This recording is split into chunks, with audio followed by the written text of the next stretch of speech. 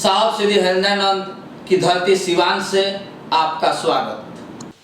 शिव शिष्य कलाई में 12 दाने के कंकड़ क्यों धारण करते हैं? देखिए, हम आप देखते हैं या पहनते भी हैं। साहब कहते हैं कि सुविधानुसार कलाई में 12 दानों के रुद्राक्ष का कंकण पहनते हैं।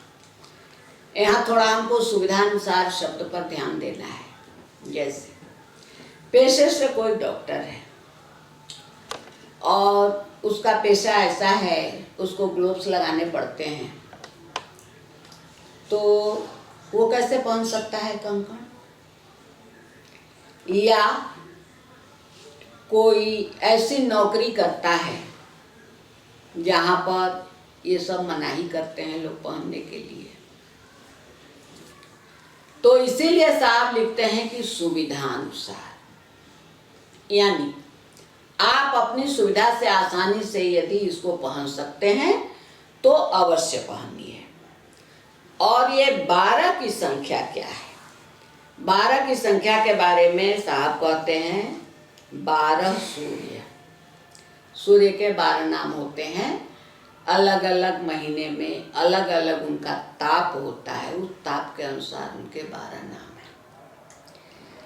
12 ज्योतिर्लिंग, 12 राशि, इन सभी की मान्यताओं के अनुरूप ही 12 दाने का कंकण बनता है। और ये पहनने से हमको आपको क्या मिलता है? तो सबसे पहली बात कि हम आप पहनते हैं कंकण पर, जब नजर जाती है तो याद आता है कि मेरे गुरु शिव हैं, मैंने शिव को गुरु माना हुआ है। दूसरों के लिए यह कौतूहल पैदा करता है। कौतूहल मतलब दूसरे जब देखते हैं तो उनको उत्सुकता होती है कि ये इसने क्या पहना है।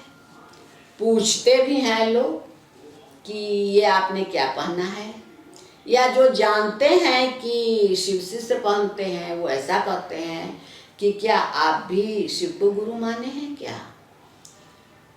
आपके हाथ में ये कंकण है। तो इससे हमको एक फायदा ये होता है कि हमको एक मौका मिल जाता है अपने गुरु शिव की चर्चा करने के लिए। और ऐसा यदि बार बार होता है, मान लीजिए दिन में 1-2 बार हो गया, तो यदि रोज रोज ऐसा हो रहा है तो हमको आपको अपने गुरु की चर्चा करने का सौभाग्य मिलता है। अर्थात हम आप जितनी बार, जितनी देर अपने गुरु की चर्चा करते हैं, अपने गुरु के पास होते हैं, इसलिए यह गुरु चर्चा में भी सहायक है, गुरु की में रहने में भी सहायक है। तो ये तो 3 सूत्र के बारे में हम लोग जाने। अब आइए कि शिव शिष्य होने के लिए या बनने के लिए या शिव को गुरु मानने के लिए उस आदमी की इच्छा से, जबरदस्ती की यहाँ कोई बात नहीं है। हम उस आदमी से कहते हैं, पूछते हैं, क्या आप शिव को अपना गुरु मानना चाहते हैं?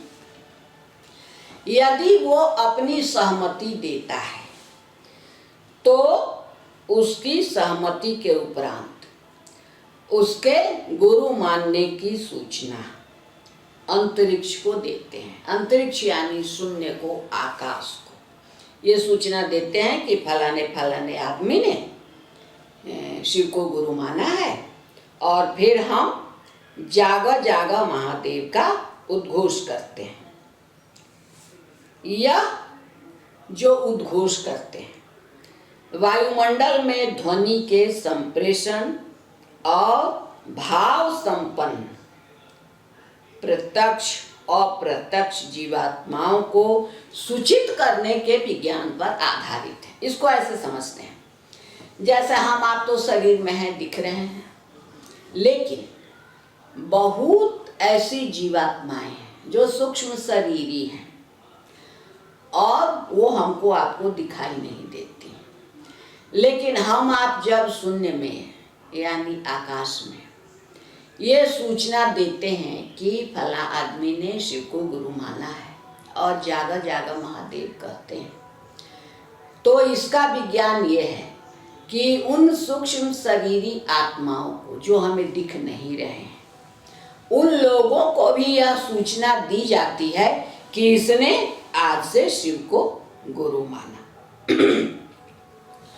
और इधर आके साहब ने पहले तो शुरू में जब शिव शिष्यता चली तो इस तरह से लोगों की घोषणा होती थी। बाद में साहब ने कहा कि केवल वो पहला सूत्र बोल दे तो समझिए उसकी घोषणा हो गई, यानी शून्य में या आकाश में या शिव के साम्राज्य में ये सूचना चली गई कि उसने शिव को गुरु माना है।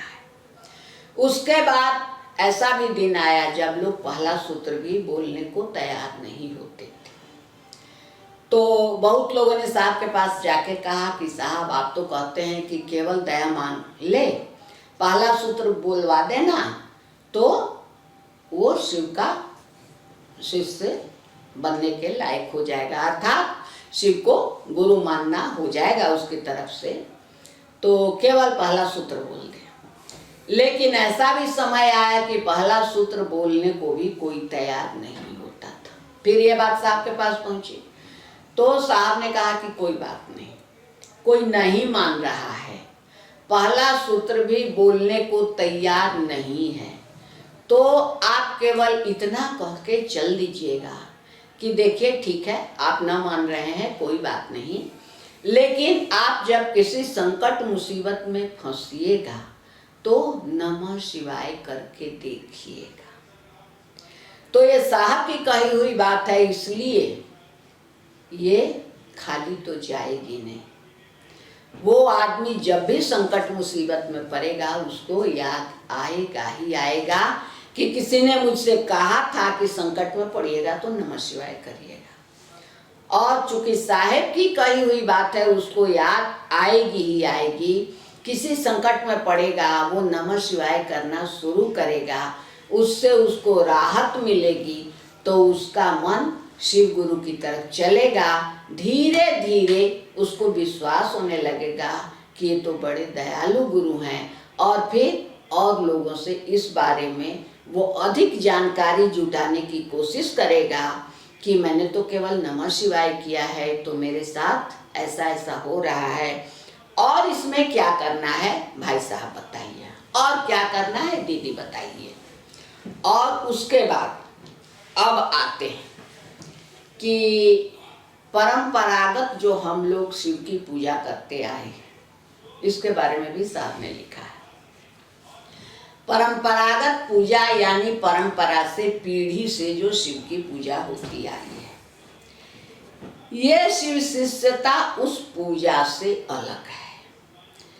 पूजा में कुछ न कुछ नियम कानून विधि विधान है, लेकिन शिव को गुरु मानने के लिए, शिव का शिष्य बनने के लिए किसी विधि विधान की जरूरत नहीं है।